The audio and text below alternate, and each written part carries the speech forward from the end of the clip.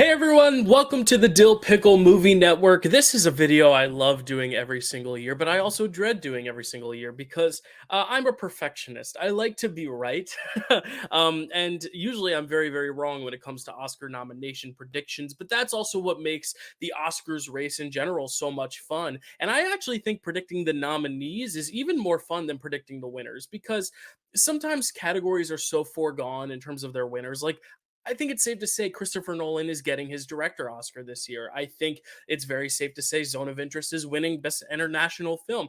There are certain categories where I think it's so clear and set in stone as to who's winning that looking at the nominees is a lot harder because you sometimes have six, seven, eight films or eight nominees duking it out for five spots. And I think that's where a lot more of the intrigue, at least for me in the Oscar season, comes down to because it's also fun looking at precursors, looking at what BAFTA did versus Critics' Choice versus Golden Globes versus all the guilds, and also seeing where stats are sometimes followed through with and sometimes stats are broken. A lot of the biggest kind of OMG moments that have come out of Oscar nominations usually point back to either going with the stats and people going, wow, how did I not see that coming? That statistic holds true, or seeing a stat broken and saying, wow, now we can't necessarily take into account this stat in particular as closely as we have in the past. And I think that's what makes this task of narrowing down all the nominees for each category so impactful. It's also worth noting that I'm recording this on Saturday between the Ravens Texans and Packers 49ers game. So if anything very crazy or pressing happens in the news or anything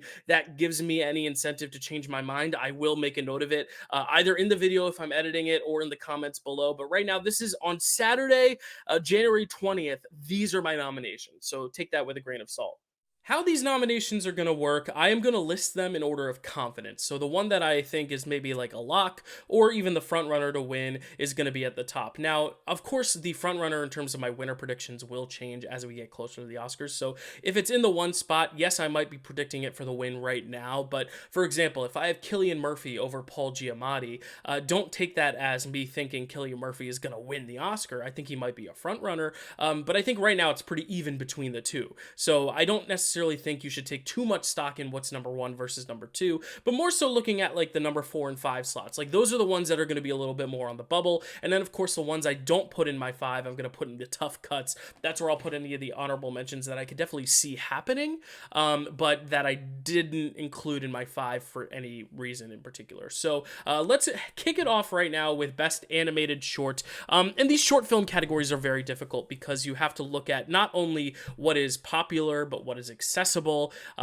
because let's be honest, yes, the Academy and whoever is nominating in each given category is given screeners, but I think being on Netflix, for example, or being on Disney Plus, or just having a big profile helps a lot. And I also think looking at past winners and past trends of who gets nominated, more so than any sort of precursor in terms of awards, I think is important to look at. And also the fact that the animated short category in particular likes to look at different types of animation. I mean, we saw the ostrich stop motion animated short get on there last year, and that wasn't really predicted by a ton of people. And that's honestly why I'm predicting Humo, Smoke, and Dog Apartment, because those have really interesting stop motion elements that I think this particular branch will like to award. Same as Letter to a Pig. I mean, there's a little shot of it right there on the right. I just think the animation style is going to give an edge to some of these shorts in this category. Whereas I think a lot of people are going to be surprised that I put Once Upon a Studio in the tough cuts. That is the one that Disney made, where it's basically every single Disney animated character ever kind of coming together to take a photo.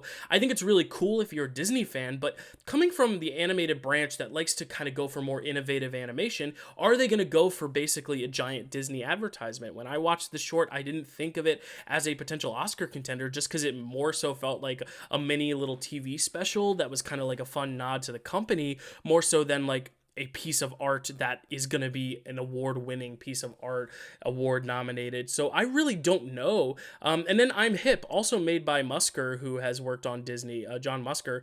Musker and Clemens obviously did Great Mouse Detective, Moana, Princess and the Frog. And I do think Musker, because he is a legend in animation, I think I'm Hip is something that everyone's predicting as well. But I'm not predicting either Once Upon a Studio or I'm Hip to get in. Same as Pete. I just think these are films that maybe a decade ago might have gotten in, but I think the past few years they've kind of gone much more original in their, animation styles when nominating. So I do see something like Letter to a Pig or Smoke or Dog Apartment making it in. Now, obviously they do still take into account high profile, and that is why I also have War is Over, inspired by the music of John and Yoko on there, because John Lennon and Yoko Ono, I mean, I think that gives it a boost. But really it's so hard to call. I also tried looking at Gold Derby to see what people were predicting, which is why I also put like 95 Senses on there. Listen, the short films are very hard to predict, so let's go on to documentary as well. Documentary short, I think, is actually a little easier to predict, only because this one is kind of filled with like past nominees and past trends. Netflix has always, in the past few years, gotten at least one documentary short in. And the only one I saw on the short list, I think, that was Netflix was Camp Courage. So I'm very confident Camp Courage will get in. I think also just looking at the subject matter of like the ABCs of book banning, I think that'll get in as well. The last song from Kabul, I think, should be a lock for this category because of who's working on it. Ben Proudfoot and Chris Bowers. I mean, they brought you an Oscar-nominated film, A Concerto as a Conversation, a few years ago. I believe Proudfoot or Bowers, one or the other, is also the composer on Green Book, which was obviously an Oscar favorite. So I think those will make it in as well. Again, it's very, very tough. I tend to also look at the messaging of all these, which is why I could see like Deciding Vote getting in here, Wings of Dust. I mean, this is very difficult, not having seen any of these, but just looking at the synopses, I guess. So this is what I went with ultimately at the end of the day. Moving on now to the best live action short. This is actually the hardest of the three short film categories to predict because they tend to avoid the big celebrity picks. And that's why I'm really worried for The Wonderful Story of Henry Sugar, because it is Wes Anderson. And that's also why I left Strange Way of Life off the list. The reason I did put Wes Anderson on it, though, is because Wes Anderson has not won an Oscar. And I just think his time will come, and this could be kind of the place for them to award him, kind of like how Riz Ahmed won a few years ago. And I know Riz Ahmed wasn't necessarily overdue, but it's one of those things where the Academy clearly likes him but hasn't been able to kind of like commit to it and actually give it to him. Also, you got to look at, in terms of live action short, the names. And I think that's kind of a weird way to predict them, but looking at some trends, I mean, I think a lot of the time the short film branches, if they don't watch them all, they're just going to go for the names that are more appealing, which is why I think having a short called Red, White, and Blue and having a short called Yellow, both nominated, is kind of fun. And I think that could be something that just voters in general will be like, yeah, Red, White, and Blue, Yellow, I'll just put the color ones on here just because they're named after colors. It could be as weird and as simple as that. The Shepherd is one on Disney Plus. It is an Alfonso Cuarón produced short, I believe, which obviously we saw with Le Pupille last year. Alfonso Cuarón clearly has, gotten a short in here before. I don't necessarily think he's as involved as he was in that one as he is in this one, but it also being on Disney Plus helps it, I think. I think The After is one that is just getting great buzz. It's getting great reviews. I think it's one of the more highly profiled live action shorts this year. I think the big one, though, that got cut is Strange Way of Life, and I think a lot of people would say, why aren't you putting the Almodovar short on there? But a few years ago, he had that one with Tilda Swinton that didn't make it in. So I really don't think they're going to necessarily just nominate someone because they're a celebrity or because they're high profile. I think with Wes Anderson, it's a little different because his short is actually genuinely like really well acclaimed, and I think they still respect him enough as like this real auteur filmmaker. Not that they don't respect Almodovar in the same way, but I just think in terms of who they're more likely to nominate, I think if we're going to get any big director in on this category, it's going to be Wes Anderson, but this is one that I'm very, very not confident in. Now we can finally go on to a category that's at least a little bit easier, and that is Best International Feature. As I hinted to earlier, I think The Zone of Interest has this in the bag. I think Society of the Snow is safe. I think The Taste of Things is safe. Fallen Leaves. Those four have really kind of been just circulating everywhere. I think that fifth slot is really what's up for grabs here, and I've seen a lot of people predicting 20 Days in Mariupol because it's a frontrunner in documentary, but it's very rare where they cross over documentary and international. I believe it's only happened twice with Flea and with Honeyland, I think it was called. So I really don't think it's necessarily likely they're going to nominate a documentary here, especially because there are other high-profile films. I mean, Perfect Days is one that a lot of people thought was going to get in because it's Wim Wenders. It's a Japanese film, and Japan usually has a good track record getting their films in here, at least of the last few years. But it's just been missing in some places that makes me a little less hesitant, a little more hesitant to nominate it. And then The Teacher's Lounge is also one that's been getting a little bit of buzz, but it hasn't really broken out. The one I put in here, though, and I think it's just because every year we kind kind of get a random one. Like last year, EO was a bit of a surprise. A few years ago, Lunana, a yak in the classroom, was a huge surprise from Bhutan. And this is actually, I think, the same filmmaker as Lunana, a yak in the classroom. So I put The Monk and the Gun in here just because I think if there's going to be any like a big surprise, that feels like something that, again, when talking about the shorts, if you look at the titles, The Monk and the Gun, it's a little bit more ambiguous. It's a little more fun of a title. So I really don't really know what to base this off of, other than the fact that there's always usually one surprise here, and I'm thinking that might be it.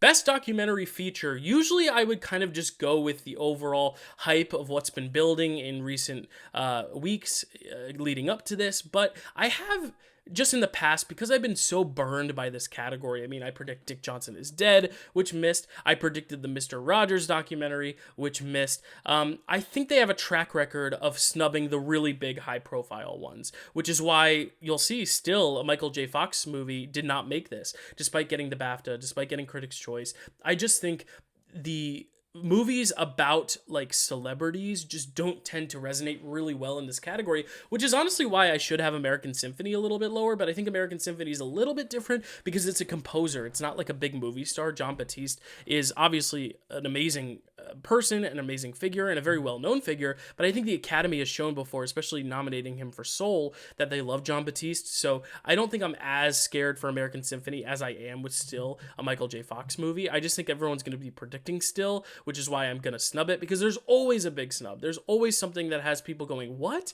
They snubbed that? And I think a lot of people, especially people who don't follow the Oscars race as intently or as, holding up a magnifying glass to it and really looking at past years and trends and precursors, I think they're going to be really surprised when Still doesn't make it on, but I'm still predicting that Still will get cut from this category. As for what will get in, I think 20 Days in Mariupol has been like the overall like favorite in terms of just pretty much getting in everywhere, where, nothing can ever be safe in the documentary category, but I think just because of its subject matter and how important it is, same with Beyond Utopia. I think that has been getting in a few less places than 20 Days in Mariupol, but I still think both of those will make it in as well. It's really looking at those last two slots. And when I looked at like the past years and looking at certain trends, the three trends that really, really stood out to me were the Indie Spirits, the Cinema Eye, and the IDA, which is like the International Documentary Association or something. Those three precursors have predicted a lot of surprise nominees in the past.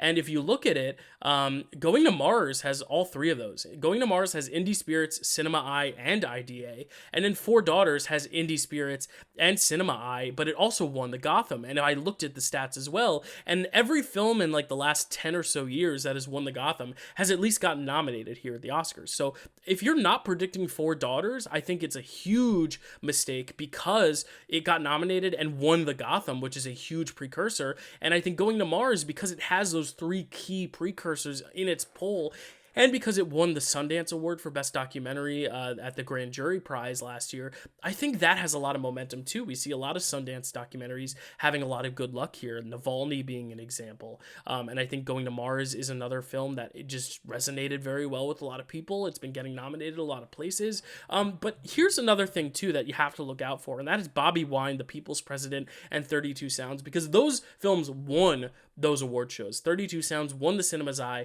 Bobby Wine won the IDA. So I think if there's another surprise to be had, if let's say they snub Beyond Utopia or American Symphony, I could see one of those two films getting in. But I really think this is going to be just a hodgepodge category. I think you're going to have a lot of titles pop up that people are going to be like, what? What is Four Daughters? What is Going to Mars? I've actually seen Going to Mars. It's one of the only ones here I have seen, that and Beyond Utopia. I saw it at Sundance a whole year ago. And I personally wouldn't nominate it, but I just think, given the fact that it had jury support at Sundance, given the fact that Indie Spirits and Cinema Eye and IDA have such a big impact on this category, at least they have in the past, this is what I'm going with as a 5, though I'm not very confident. Animated feature, I think, has been kind of becoming a little more easier to suss out over the past few weeks. Spider-Man and Boy of the Heron are very safe. I mean, they've gotten pretty much everything. BAFTA, Critics' Choice, Golden Globes, PGA, the Annie Awards. Elemental, I almost want to say is a lock, but it missed the Annie Awards, which is huge. I mean, the Annie Awards is the animation hub. It is the guild for animation. But I think because it is the more liked Pixar film, or Disney film, I should say, because Wish isn't Pixar, but it is Disney. I mean, it is a Pixar film. It's Pixar's big push this year. It's really Disney's only push this year because Disney isn't pushing Wish. So I really think it's going to squeeze on there, even though without that Annie, it's very questionable. And then TMNT Mutant Mayhem is a similar case, except it missed the BAFTA. And then Nimona missed PGA. So I think every one of these next three contenders has like one glaring omission. Elemental missing the Annie, TMNT missing the BAFTA, Nimona missing the PGA. But I think all in all, those three have just seemed a lot stronger over the past few weeks than something like Suzume, which didn't get PGA or BAFTA, or Super Mario Bros., which got Annie, which was a little bit surprising, but didn't get BAFTA. And then you have Chicken Run, Dawn of the Nugget, which, only got BAFTA, even though I think that is a lot stronger than we think it might be because, the animated branch has nominated stuff like Shaun the Sheep before. But I really think that 5 has been kind of solidifying itself as the 5, though if there is a surprise, I think Suzume or Super Mario Bros. Even could squeak on, maybe Chicken Run, but I don't think anything beyond this 8 is going to make it on. I don't think Wish is alive anymore here. I don't think Robot Dreams is going to happen as much as people say it will. Now we're moving on to some of the tech categories, starting with Best Visual Effects. And I think visual effects, now that Oppenheimer is out of the race, I think it kind of opens it up for some real mayhem to ensue, honestly, because the creator, Guardians 3, and Mission Impossible seemingly have gotten everything they need to get. It got BAFTA, Critics' Choice, and the Visual Effects Society nomination. Now, Mission Impossible, I'm a little more nervous on just because no Mission Impossible film has ever gotten nominated at an Oscars, but I think because you don't have too many huge Marvel movies, I mean, Guardians 3 is the only real MCU movie competing, and then Spider-Man's animated, you don't have any huge blockbuster juggernauts like you have in the past few years.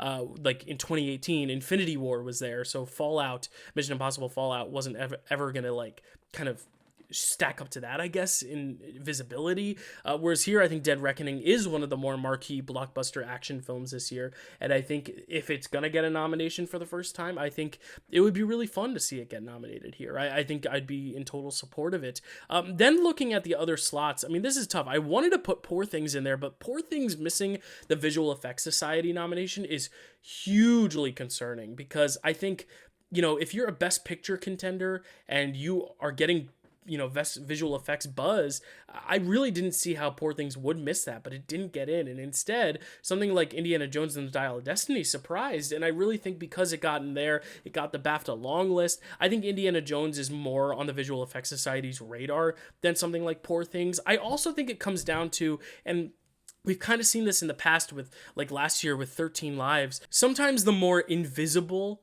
visual effects are not as helpful when it comes to the Oscars. I mean, look at the 5 I'm predicting. The visual effects are clearly visible in The Creator, in Guardians, in Mission Impossible, even in Spider-Man, which is animated, and I think the same is true with Indiana Jones. I don't particularly love the visual effects in Indiana Jones, but they are clearly visible. And if you're in this branch and you're big on the whole de-aging thing, then you're gonna go for Indiana Jones because I think the de-aging was pretty good, even though it didn't hold up well. I think some shots, just if you look at them on their own, are pretty impressive. Whereas Poor Things, a lot of the visual effects are more supporting visual effects with the backdrops and a lot of the animals and stuff, which I pay attention to, but I don't know if the visual effects branch is going to necessarily think it stands out as much. Same with Society of the Snow. I would love to see it get in, and because it got the Visual Effects Society nomination, I think it's likely it could happen, but I don't know. I just think because their visual effects are a little more low-key, I just think they're going to go a little bit more mainstream here, which I hope isn't the case, because I'd love to see something like Poor Things or Society of the Snow or even Napoleon make it in, but I just think it's unlikely at this point. Moving on to Best Sound, I mean, looking at the Cinema's Audio Society and the MPSE, I think those are the two big precursors to look at, as well as the BAFTA, in which Oppenheimer, Maestro, and Ferrari, they kind of cleared all three. Mission Impossible did miss the Cinema Audio Society, which is a little concerning. It went to Barbie and Killers of the Flower Moon instead. Barbie, though, missing the BAFTA and just overall underperforming in the tech categories at the BAFTA makes me think maybe Barbie was just a really big Critics' Choice thing, and the Oscars aren't going to be as gaga for Barbie as we think they might be. Whereas Killers of the Flower Moon, I think because it is one of those top Best Picture contenders, and it got Cinema Audio Society and MPSE. Sorry, I'm tripping over my words. I think between that and Barbie, I just think Killers has a stronger argument in the sound category. And then Zone of Interest. Now, Zone of Interest doesn't have a ton of precursors, but I think, like we saw last year with All Quiet on the Western Front, when you have an international film, that is a very big technical film. And I think Zone of Interest is a very technical film. There's a lot going on with the sound and the cinematography and the production design. I think when you have a film that's international that does cover a lot of that ground, we saw it with All Quiet. I think we're going to see it with Zone of Interest, and I think we're going to see Zone of Interest kind of pop up in some categories that people might not necessarily be expecting it to, which is why I'm going to put it in here. Though I could see, Mission Impossible still making it in because of that BAFTA. I could see Napoleon even making it in. I think Napoleon, just in general, I really don't know how to read that Oscar chance either because, that film is so polarizing. I still am predicting it in one category, which we'll talk about later. But it's really hard to say. Moving on to makeup and hairstyling. Again, there's kind of a guild to look at, the MOA, MUAH, Makeup and Hairstyling Guild.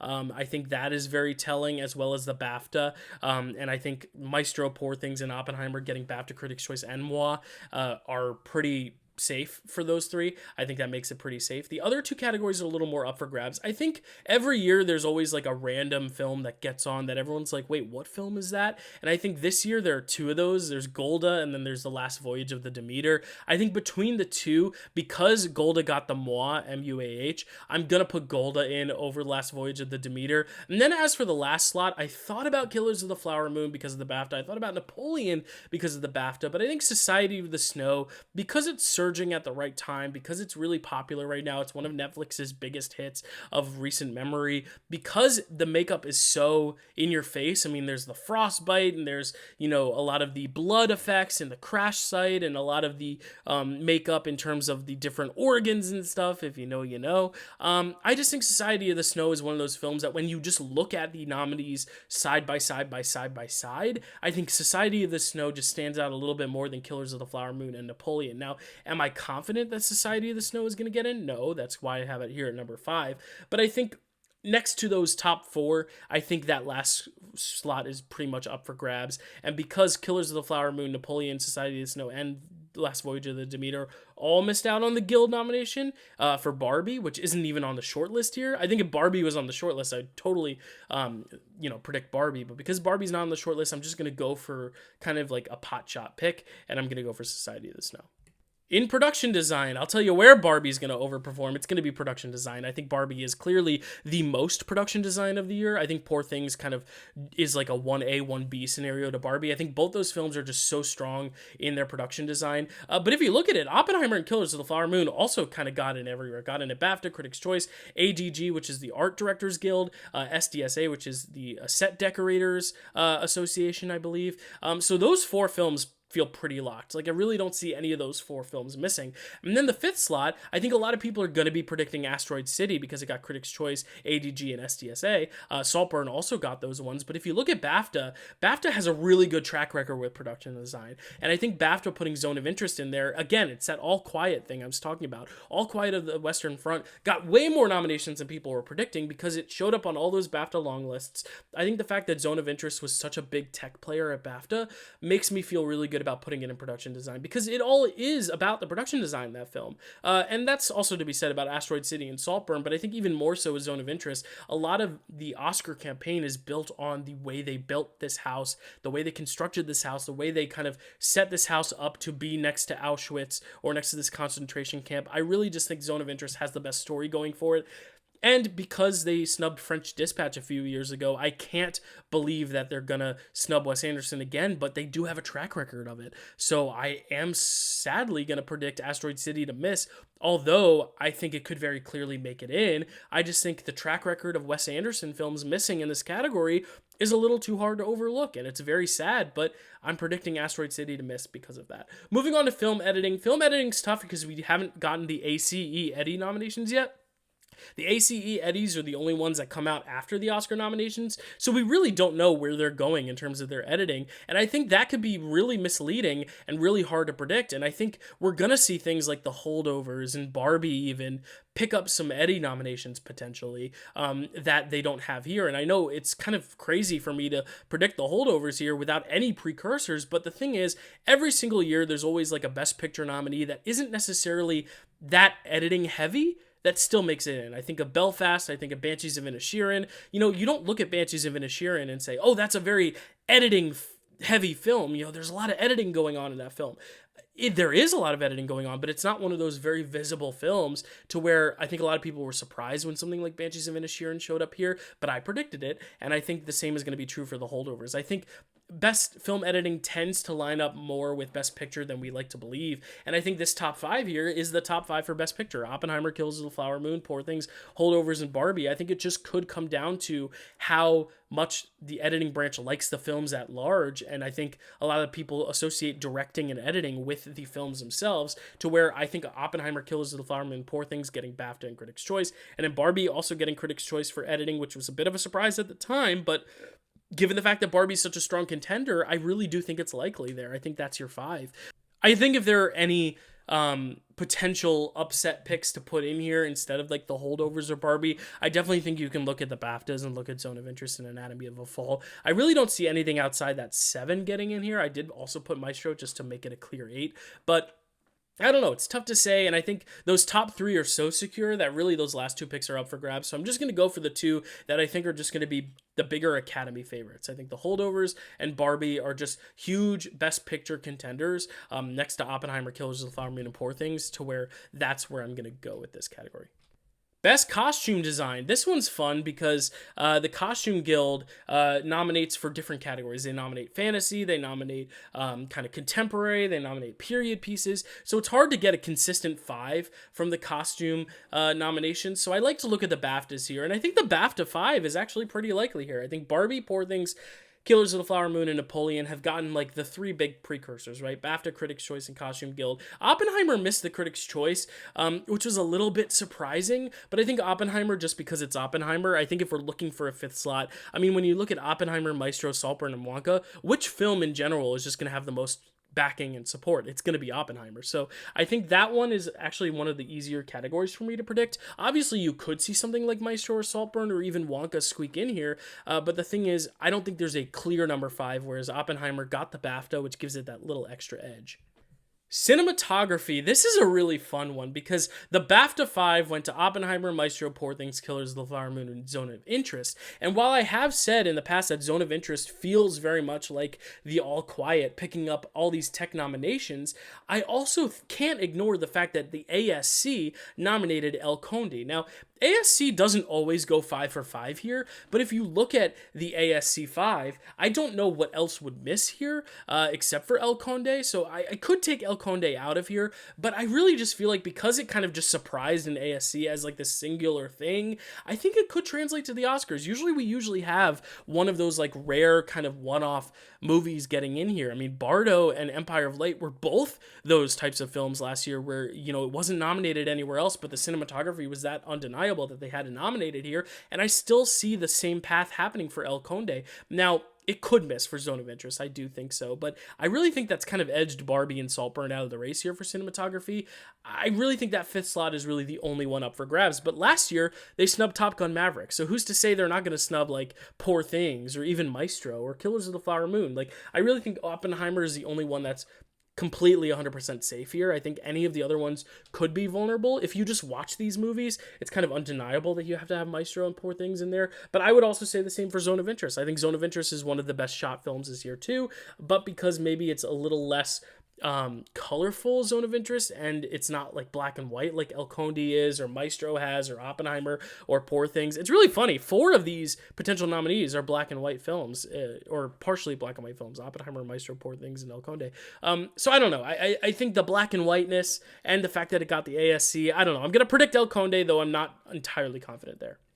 Best original song. Now, normally, the three Barbie songs would just kind of, clean house. We've been seeing the three Barbie songs nominated everywhere, but the Academy has a rule that you can only nominate two of the three song contenders here. You can't have more than two in best song. So I think What Was I Made For and I'm Just Ken are safe, which means Dance the Night is cut. But if one of those top two misses, I think Dance the Night is going to be the replacement. But it's why I didn't put Dance the Night in my number 6. I put it all the way down at number 8 just because I don't think those first two are going to miss. Road to Freedom has also gotten in pretty much everywhere. It got in Critics' Choice, it got in the Golden Globes, it got in at the Hollywood Music Association, it got in at the SCL, which is like Society of Composers and Lyricists, I believe. And then you look at Diane Warren. Diane Warren, if she's ever on a short list, you gotta bet for her.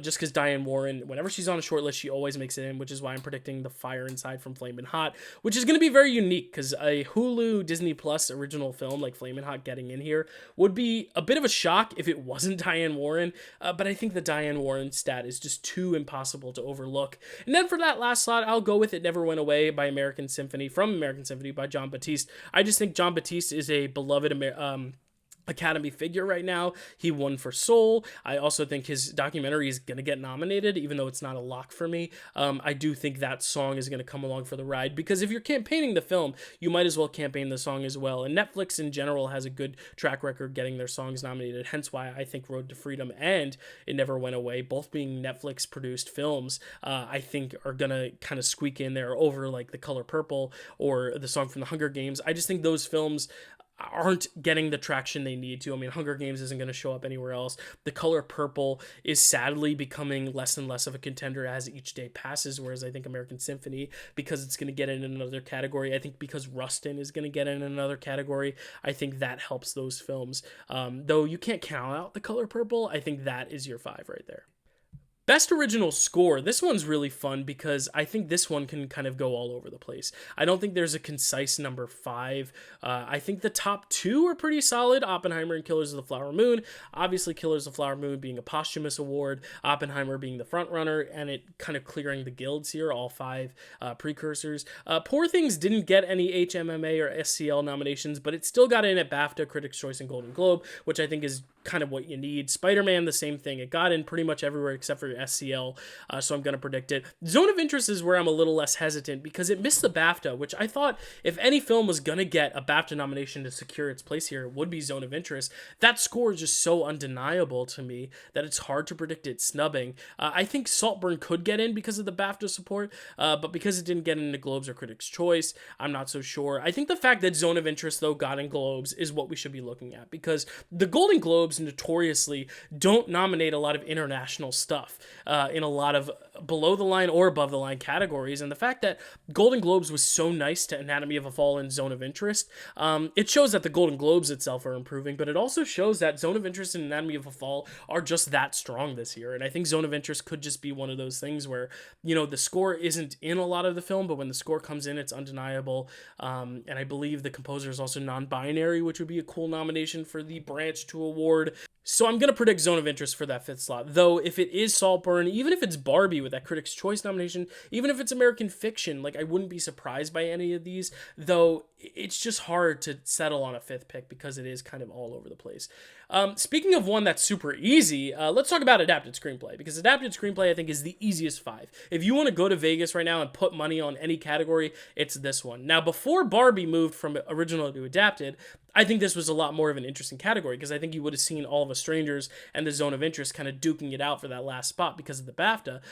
But Origin, keep your eye out for Origin. We'll talk about Origin a little bit later, but Origin getting the USC scripter was huge. But the thing is, Barbie wasn't eligible for the USC scripter because they considered it original. So I think if Barbie was in the USC scripter, I think Barbie would have gotten nominated, and I think that's where I have to pick Barbie, American Fiction, Oppenheimer, Poor Things, Killers of the Flower Moon. I mean, Killers of the Flower Moon is the only one I could see missing, only because it missed the BAFTA, but the BAFTA in general didn't really love Killers of the Flower Moon as much, so I'm not necessarily going to take the BAFTA stock too much here. I just think that top 5 is so undeniable. I really don't think anything's going to miss there. As for original screenplay, though, because Barbie moved, I think there's a very open spot for number 5. I think the top 4 are pretty safe. I think Anatomy of a Fall, especially after winning the Globe, is kind of the front runner now, and the Holdovers, while it didn't get nominated for the Globe, I think it's pretty safe as a pretty big front runner for Best Picture right now next to Oppenheimer as kind of like the number 2 contender. I think The Holdovers will also get in. I think Past Lives and Maestro have also been strong enough in this category. A lot of people are predicting a Maestro snub here, but I don't know. I think when Maestro being a Best Picture nominee and Maestro also having the BAFTA and Critics' Choice support, I mean, Maestro didn't strike me as a very big screenplay film, but the fact that BAFTA and Critics' Choice both went for it means that it is still being recognized places, and I just think with those two precursors, I think it's hard to ignore Maestro right now, especially if you're also going with The Holdovers, which had the same exact package right now that Maestro has. I mean, what's to say that Maestro is any better or worse than The Holdovers in terms of precursors? You can't. They both have the same precursors. So I really think those four are safe. I think the fifth slot is where it's going to be fun, though, because Air and May December both picked up the Critics' Choice nominations, but you also have to watch out for Saltburn, which has always like kind of come up as like number 6 or 7 in a lot of these categories. I think Saltburn is going to be on the bubble for a lot of Oscars this year, but it's not going to quite squeak its way through. I think May December could get in, and here's why. I think every year there's always like a lone screenplay nomination. A few years ago, The White Tiger kind of showed up out of nowhere, and it was the one nomination it got. Last year, Glass Onion was the lone screenplay award, where Glass Onion, it was the only award that Glass Onion was nominated for was screenplay. And sadly, and this may spoil my supporting actor and supporting actress predictions, I don't think May December is going to get in anywhere else. And I think that movie, to get no nominations at all, it would just absolutely crush my heart. So maybe it's a little bit of a selfish pick, but I'm going to pick May December here in the 5th slot because I think every year there's a lone screenplay nomination. Now, it could be All of Us Strangers and Adapted, but I think Adapted is so locked in, especially with Barbie moving, that I think May December is going to be that lone screenplay representative that we see every year, and I think it's going to get in here. Moving on to Best Director, this category is tough. This category I've been shifting more and more every single hour. I shift something around every time, and I'm still not confident with this 5. I'm confident in the top 3, I would say, maybe even top 4. Christopher Nolan, he's winning. He's gotten in literally everywhere, but every single other contender has missed somewhere. Alexander Payne missed the Golden Globe, which in retrospect isn't a huge deal. Golden Globes is probably the thing I put the least stock into. I think the fact that The Holdovers surprised in a lot of categories at BAFTA, and the fact that Alexander Payne, who had never gotten a BAFTA nomination, the BAFTAs don't like Alexander Payne. A lot of people don't like Alexander Payne, but that's another story. But the BAFTAs don't like Alexander Payne. But the fact that the BAFTA still nominated Alexander Payne shows that Alexander Payne is so strong in this category, and I think we can't ignore him at this point. Martin Scorsese didn't get into the BAFTA, but he got in everywhere else, and that actually is a little more concerning to me than Alexander Payne. Could Martin Scorsese be this season's Denis Villeneuve? I don't think so, only because Martin Scorsese is such an Academy favorite still, and while he missed the BAFTA, I think that could just be an overall lack of support for Killers of the Flower Moon and such a weird kind of jury system there. I really don't hold that BAFTA snub too much against Martin Scorsese's favor here. And then Jonathan Glazer, who only got the BAFTA, but look at the trajectory of the Best Director category for the past few years, will we? Every year since like 16 or 17, an international nominee has always gotten in, and usually it's a surprise. I remember when Thomas Vinterberg got nominated for Another Round, everyone was shocked. I remember when Pawlowski got nominated for Cold War, everyone was shocked. Now, Cuarón also got nominated for Roma that same year, but even last year, I think a lot of us were on that wavelength and said, you know what, an international director is going to get in, and everyone predicted Edward Berger for All Quiet on the Western Front, but then it ended up going to Ruben Östlund for Triangle of Sadness. I think that's going to be this nominee here. I think Jonathan Glazer, despite not getting in anywhere but the BAFTA, I think because he got the BAFTA shows that he's strong, and the fact that he is still a renowned name. A lot of people want to give him a nomination. He's never been nominated here, whereas someone like Justine Triet, who also has a similar slot to fill of that international nominee. I just think Jonathan Glazer is a little more well-known than Justine Triet, and I think Justine Triet is going to be such a contender in screenplay that I don't think they're going to feel as obliged to give her the director nomination.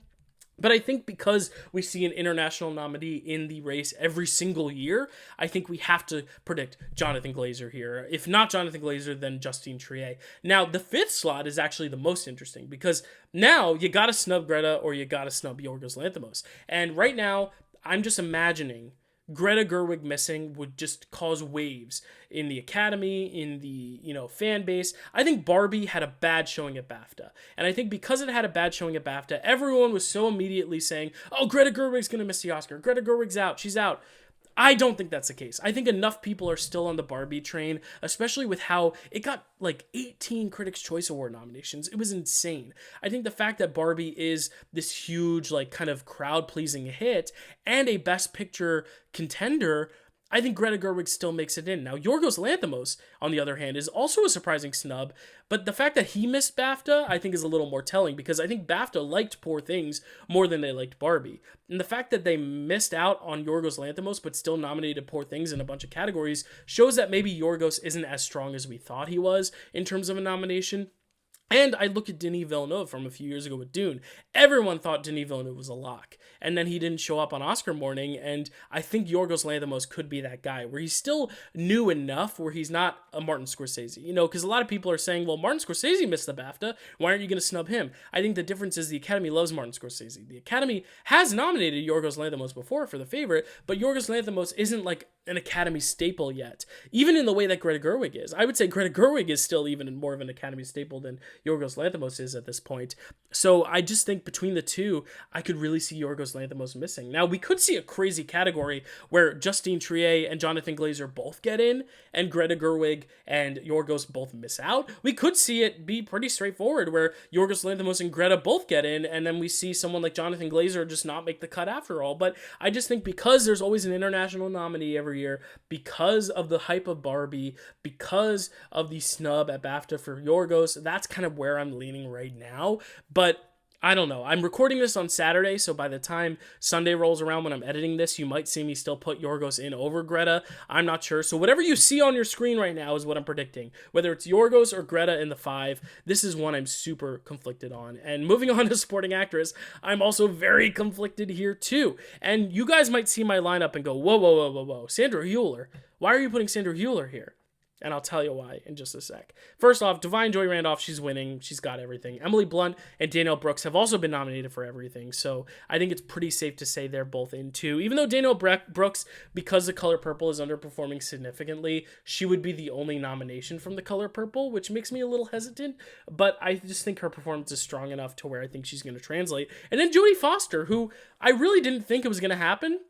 But the fact that she got Critics' Choice, Golden Globe, and SAG, I mean, that's a pretty good package. I really don't see her missing after getting those 3. I just think she's an Academy darling, and I think she's going to go along for the ride, especially if her and Annette Bening are strong together as a duo here, which we'll talk about in Best Actress. Might be a little bit of a shock to you guys, but I think Annette Bening could be strong too. So I think Jodie Foster for Nyad is really strong. Now, here's why I'm not, here's the thing. I'm predicting Sandra Hüller, but I'm going to go why I'm not predicting Julianne Moore and Penelope Cruz first. I'm not predicting Julianne Moore or Penelope Cruz for these reasons. A, May December is just really falling off. I don't think the support is there for May December the way the critics and the way the audiences were there for May December, and I think May December is sadly going to only come up with a screenplay nomination. As for Penelope Cruz is an awards darling. Same as Julianne Moore, same as Jodie Foster.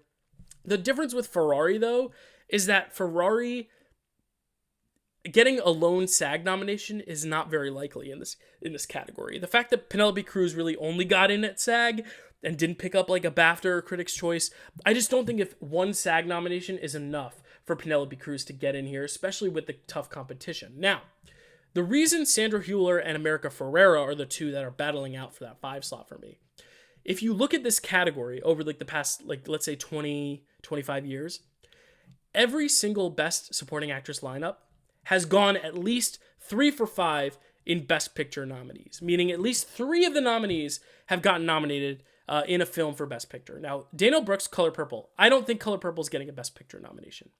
Nyad is not getting a Best Picture nomination. If I were to put Julianne Moore or Penelope Cruz in there, that would make 3 films that are not Best Picture nominees. And I think that is just so rare. It's only happened like twice before since, I don't even know, like 25, 30 years. The fact that Zone of Interest and Barbie are Best Picture contenders means that I think America Ferrera and Sandra Hüller are the 2 we should be looking out for the 5th slot. Now, looking at the 2, Sandra Hüller got BAFTA, America Ferrera got Critics' Choice. So it's really a question of which award do I think is a better precursor for this category, and I think BAFTA just merely edges out Critics' Choice. Also because I think a lot of people are going to be nominating Sandra Hüller in lead for Anatomy of a Fall, but those who aren't may put their support for her here because I think supporting actress is a much more open category, whereas Best Actress is just so full that I could see a lot of people just nominating Hüller here because they didn't put her in actress. And I think that is where she could have an edge here as well. We could see Sandra Hüller becoming a double Oscar nominee in the same night, which would be really fun. I mean, she'd be pulling off a Scarlett Johansson, which could very well happen. And I just think when you look at this lineup, Zone of Interest, Oppenheimer, and Holdovers are all going to be Best Picture nominees, and I think that 3 out of 5 stat is very important to look at. If May, December, or Ferrari were to get a nomination here over Zone of Interest or Barbie, I think it would show a real crazy stat break, which I'm just not quite ready to get behind yet. That being said, I think America Ferrera could get in over Sandra Hüller, but I think those two are going to be fighting out for that 5 slot, and you know what? It would be a really cool nomination for Sandra Hüller to get in. So that is the reason why I'm going with Sandra Hüller. Not because I'm really taking much stock into her BAFTA nomination, but more so I'm taking a look at what's going to be nominated for Best Picture. And I think with The Color Purple and Nyad being not Best Picture contenders, I think there has to be a third Best Picture contender performance here, and I think that's why I'm putting the Zone of Interest here for Sandra Hüller. Though I could be wrong, I probably will be wrong. Moving on to Supporting Actor, this is also another tough category. I mean, the acting categories this year are really all over the place. I think Robert Downey Jr., Ryan Gosling, and Robert De Niro are all pretty safe at this point because they got all 4 of the major precursors that they needed. As for the next 2 slots, I think that's where it's really all over the place because Poor Things, originally I was thinking, oh, it's just going to be the 2 Poor Things guys. But I think because Mark Ruffalo missed the BAFTA and the SAG, because Willem Dafoe also missed the BAFTA. Like, Poor Things didn't have the best day at BAFTA, but the fact that Willem Dafoe still got the SAG and Mark Ruffalo didn't, I really think Willem Dafoe is the more strong contender here. I just think Willem Dafoe is also more of an Oscars darling. I think Mark Ruffalo has been nominated before, but I think Dafoe is just the one that people really want to get behind and want to try to get a win at some point in his career, similarly to like an Annette Bening or a Glenn Close. You know, these people that are nominated all the time. Jodie Foster's obviously won, but like there are just some Academy darlings that you can't ignore, and I think Willem Dafoe is one of them.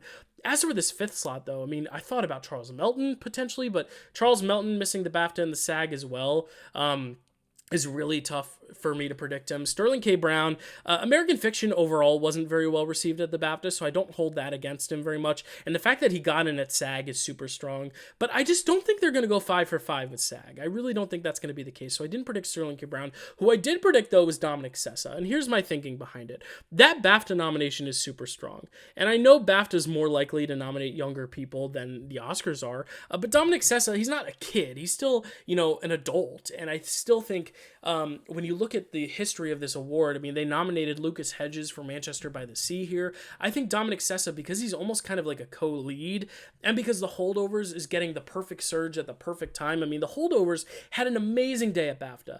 And I know a lot of people are saying, well, he missed SAG, he missed Critics' Choice, he missed Golden Globes. He missed Critics' Choice, but he only missed Critics' Choice because if you're in the young actor or actress category, you can't be nominated in supporting actor, I believe. So the fact that he missed Critics' Choice is because he was in a different category for Critics' Choice. So I still think he has the support there from other industry awards.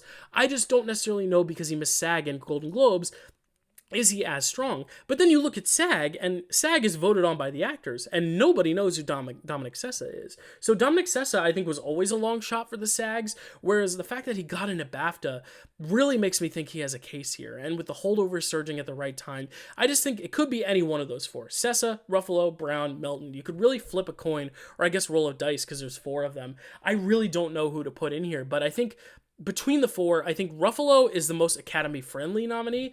I think Sterling K. Brown having the SAG helps a lot, but I think Dominic Sessa just being in the Holdovers helps him immensely because the Holdovers is a top contender, and I could see, because of Manchester by the Sea getting all 3 of their big actors in, I think this could have a similar fate where you see actor, supporting actress, and supporting actor, where you see all 3 of them get in, similar to Banshees. I mean, Banshees had 4 main actors, and they all got in here.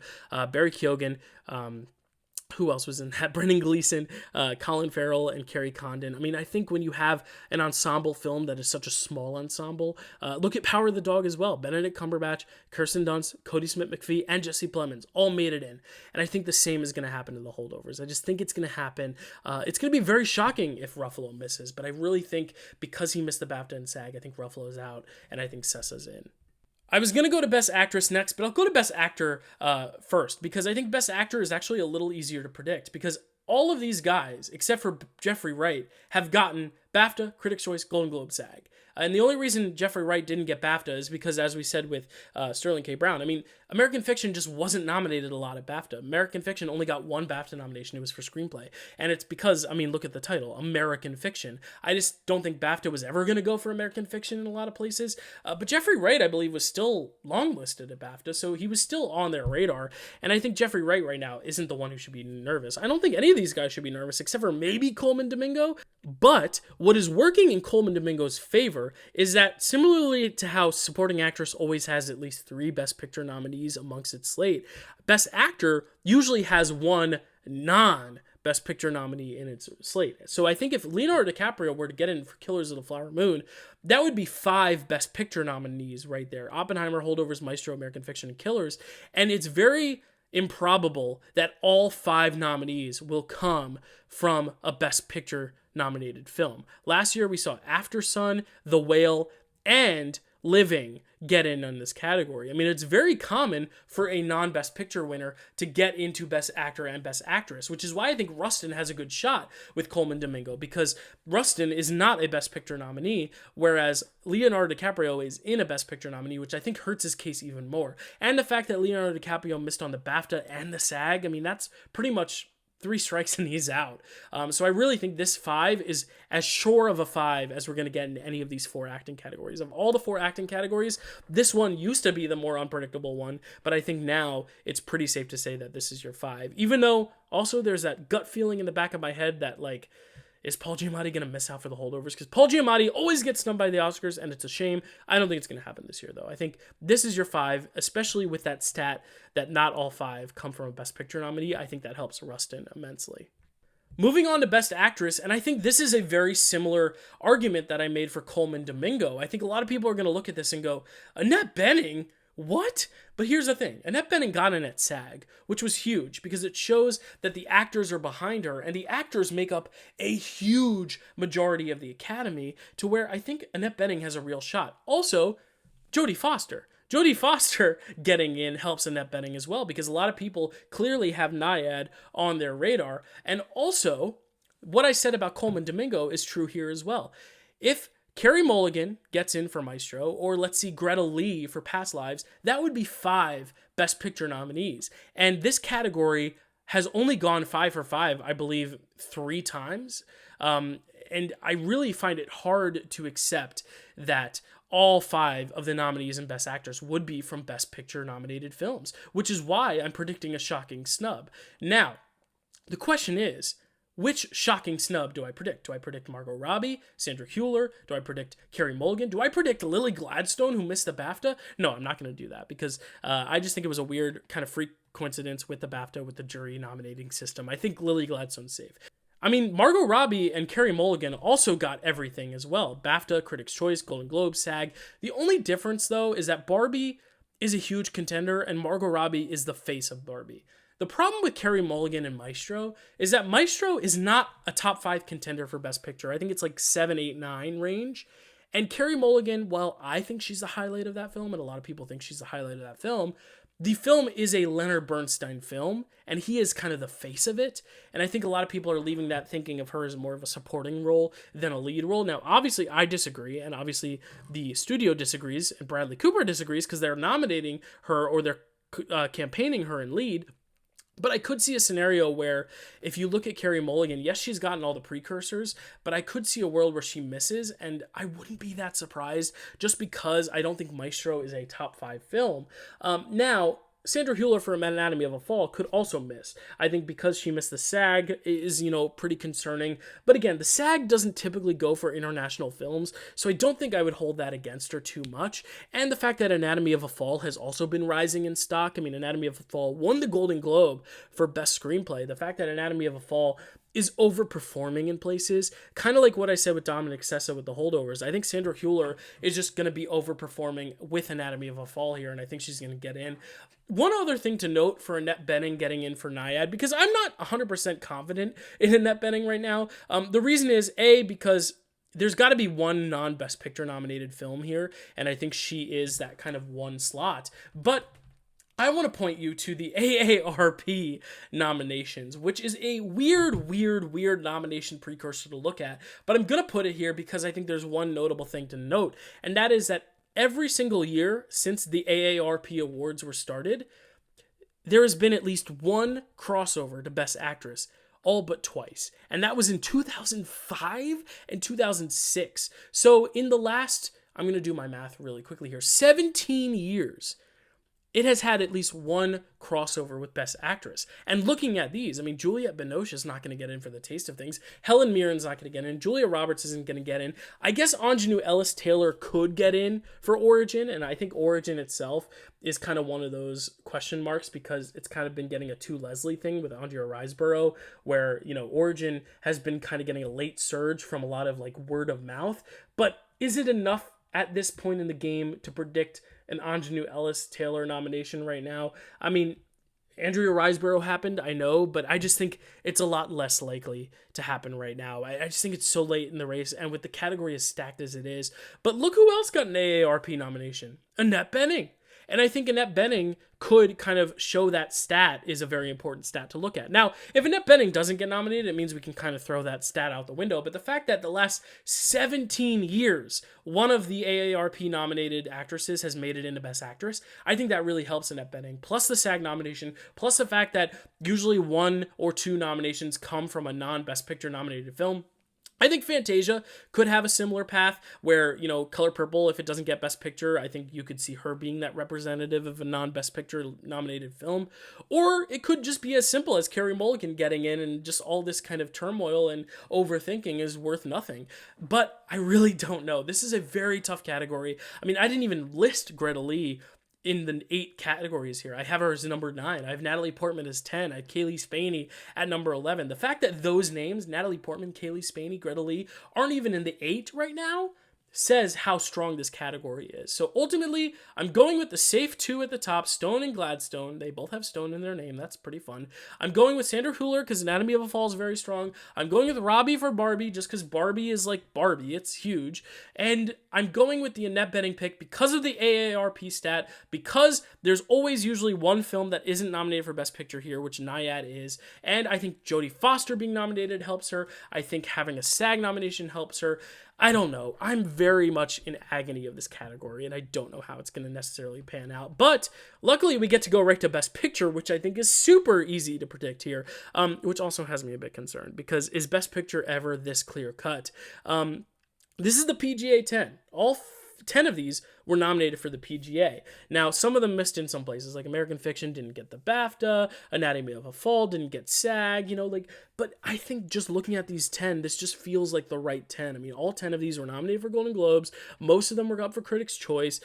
Zone of Interest wasn't up for Critics' Choice. Neither was Anatomy of a Fall, but they're both international films, and I think international films get in here. I think it's very likely that we'll see an international film or two get in here. I just really don't know what would miss. I mean, I guess maybe Past Lives, because Past Lives isn't really getting in many other places. It would only get Best Picture and Screenplay, which I think is very rare for a Best Picture nomination to only get 2 awards nominated for. But really, what else is going to get in here? Color Purple could get in here, but Color Purple missed out on BAFTA and missed out on PGA. It's been missing out all over the place. The fact that the Color Purple didn't get in for Golden Globe comedy or musical, and it is the musical of the year, I don't think Color Purple is very strong. Plus, it had screener issues. I think Saltburn has some kind of like audience support behind it, but is Saltburn really going to be one of your 10 Best Picture nominees over the 10 that we have in already? And then Origin, which I said earlier, I mean, it could have a To Leslie thing going on, but to get it a Best Picture nomination, I think it's more likely to get an actress than in picture. I just think this 10 is very solid. I really don't have to debate it too much longer. As for who the frontrunners are, I mean, I think Oppenheimer and The Holdovers are clearly the top two, with Killers, Barbie, and Poor Things right below that. Anatomy of a Fall below that, and then those other four slots kind of just being a jumbled up four at the bottom. But I really don't see any other film cracking this 10. And if a 10 is going to miss, if any of these are going to miss, it could be Past Lives, I guess. But Past Lives feels like this year's Women Talking. Women Talking only got picture and adapted screenplay, but it still got picture. And I think that's the point, is that Past Lives is only going to get picture and screenplay, but it's going to get picture, I think. And I just think this is a solid 10. I don't want to elaborate on it any further. So those are my Oscar nomination predictions. Woo, was it a doozy? I am very nervous, but yeah, that's the fun of it. I mean, that's like rooting for your favorite sports team, and betting on sports, for example. Like, you want to see the success, but it's also kind of fun when it's unpredictable because it makes for bigger reactions. And I really do think no matter what happens at the Oscar nomination morning, we're in for some surprises. Obviously, I predicted some shockers here, but we could be totally off. We could see Origin pick up a ton of nominations, and I think it would be really, really interesting if something like that came out of the blue. In just a few days, on Tuesday, you will be able to see my reaction to the nominations. I will record them early in the morning as they air, and I will hopefully edit it as fast as I can to show you my reaction to the nominees. And then a few months' time, I will be predicting the winners, and I will be giving you sometime in the middle of that my own nominations for what I would nominate, which will be the Pickle Awards, which is basically my award show where I'm going to be awarding films that I deem my favorites of the year. And you guys will still get a hand in voting for the audience award for those. It's been so fun, and I cannot wait to see what gets nominated on Tuesday morning. Thank you all so much for watching, and I'll see you next time.